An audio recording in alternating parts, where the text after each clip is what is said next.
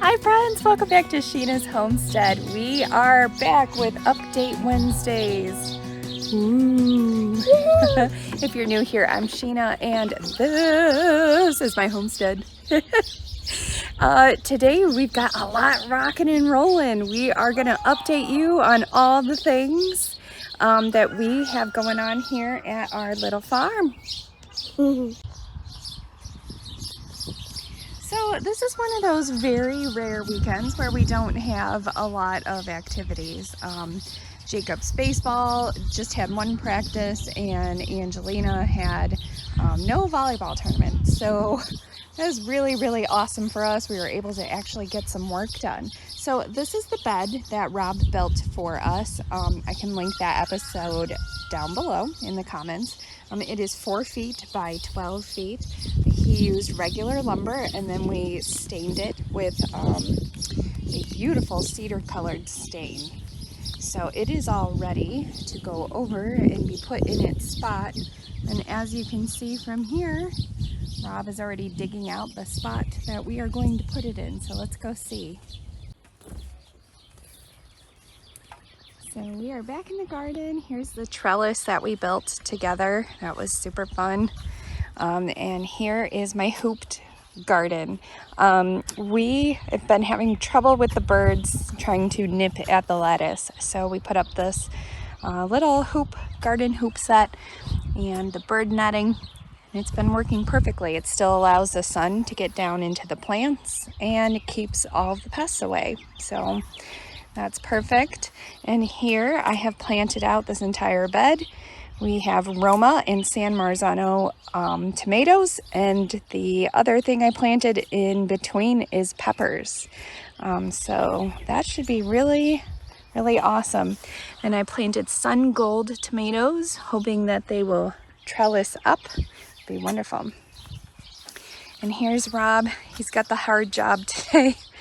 He is digging out kind of an outline for this bed. So the ground slopes here, and in order to have it level, he's just digging out a trench so that we can fit the garden bed straight in. And then, as you saw before, we have the second one over there. So that will go here. We will have a total of 5 raised garden beds, thanks to my mister. And we have the main garden over here, as you know.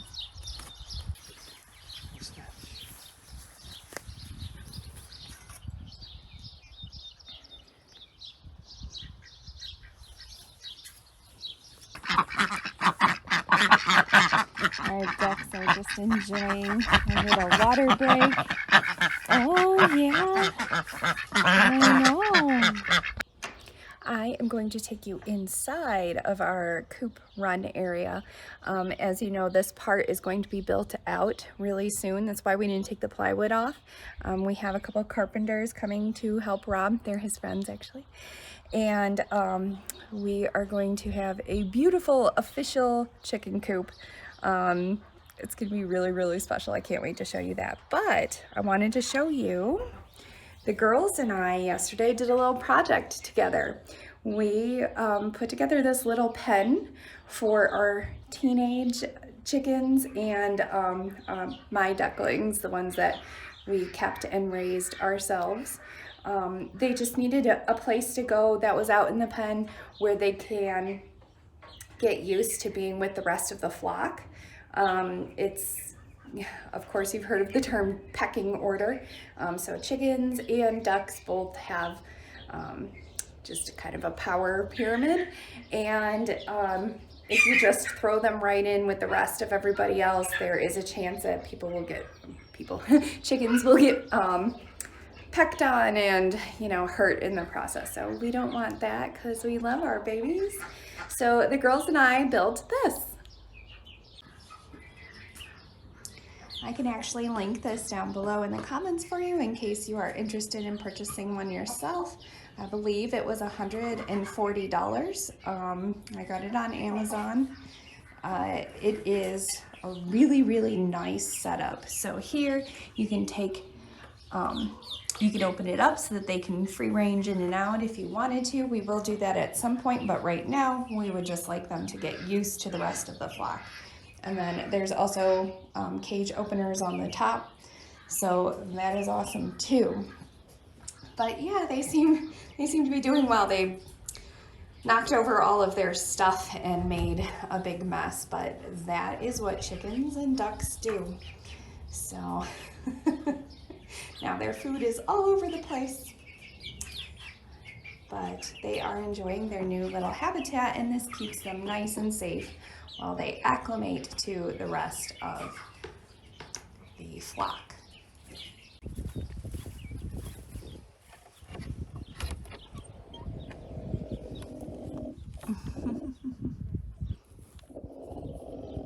Thank you very much. So another part of our update is that we have made the choice to move our elderberry patch. The elderberry patch came with the house. We bought it this way. It used to be a huge forest back there, and elderberries do grow wild in the Midwest. So we had this huge elderberry patch. Problem is that we don't usually get to harvest any of it. The birds get to it before we do.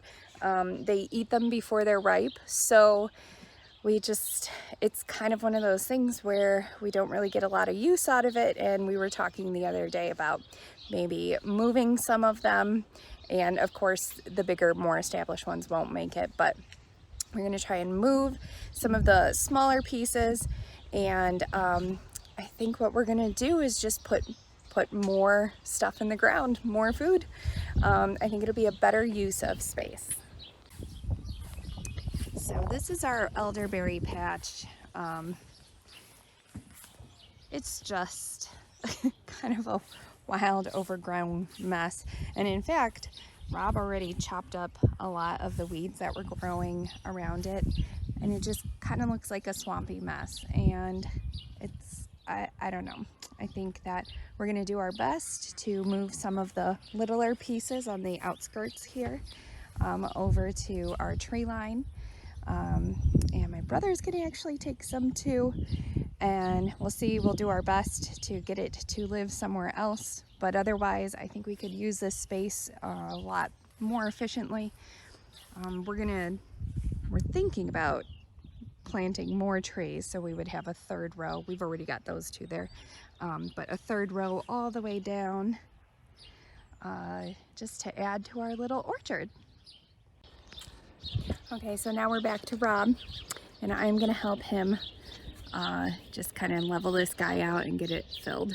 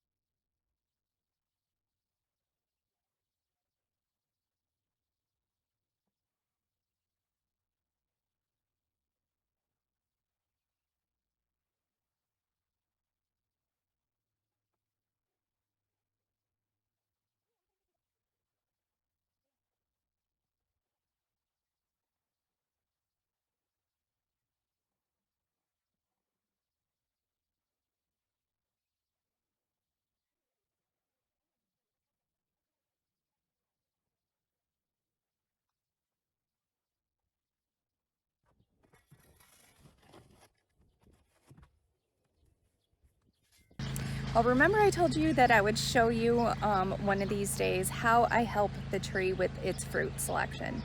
So nature is usually best, and the tree will tend to get rid of the fruit that it can't support, but there are times where it holds on too long. And if you've ever seen an example of this, like when you find a wild apple tree, so nobody prunes it, those trees tend to have very small apples, and hundreds of them or thousands of them. We do not want that. We want quality over quantity. So the way we do that is this. Okay, so this is a great example to show you. It is a little cluster of apples, and we have 3 that are forming quite completely, and we only want to keep 1. If we keep just 1, it will it'll produce a bigger, nicer fruit. So what you want to do is take off these other ones and leave just the 1. It does hurt a bit. Like, I don't want to take this guy, but you have to in order to have quality fruit in the end. So in the end, this is what you want to see. You want to see 1 nice apple on this branch, and it will turn into a very beautiful, very large piece of fruit. And we would rather have that than have a whole bunch of little tiny apples that no one really wants to eat. So you can see here some of these little flowers have died off already. Natural selection is taking its place. And sometimes if the fruit is spaced far apart like this, sometimes I'll let it go a little further because we'll just make sure that we pick one that is not diseased to stay. So, but you want to make sure you get all these little buds off that didn't really produce.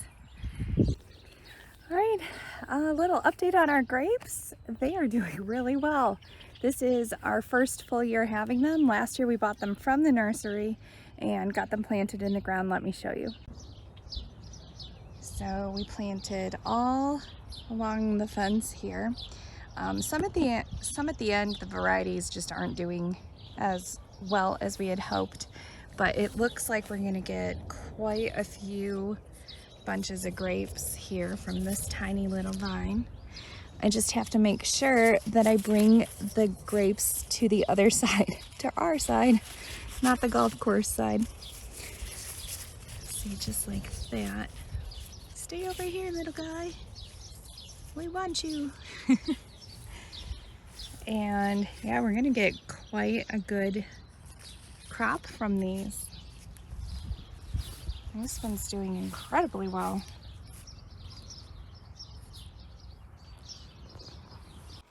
Oh, I forgot. We have some really exciting news. I put a couple of Easter egger chicken eggs in our incubator, and we were pleasantly surprised last night when 2 of them hatched. So let me show you. So we always start off our little guys in just a little bucket while they get acclimated to the new world, and then we add them with the rest of the teenage flock over here. But look how adorable the coloring on this guy. He's just literally the cutest thing.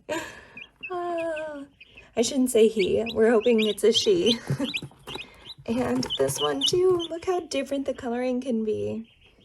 They're just so cute, and they have puffy cheeks, and they will lay blue eggs for us in just about 6 months. So they're really darling, aren't they? Rob's back with a cart full of dirt. Yay! It's a beautiful thing. So we are just taking dirt from a different place in our yard because it's topsoil and it's free.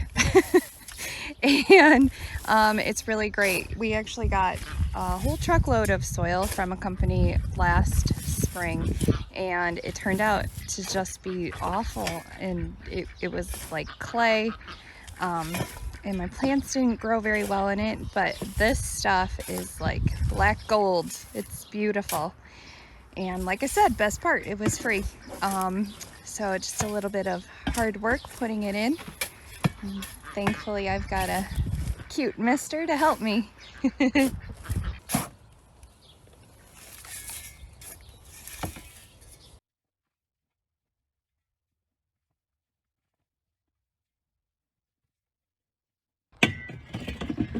All right, this is hard work, as you can see.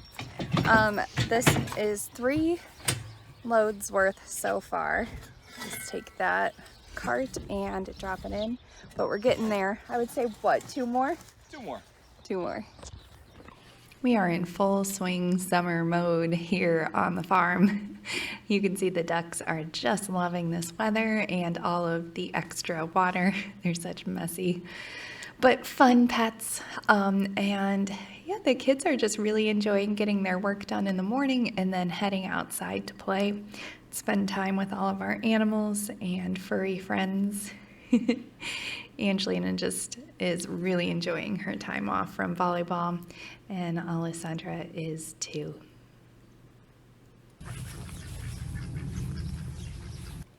So after filling the garden bed, we decided that the kids deserved a little bit of fun, so we decided to make s'mores for the night and call it a day on our hard work.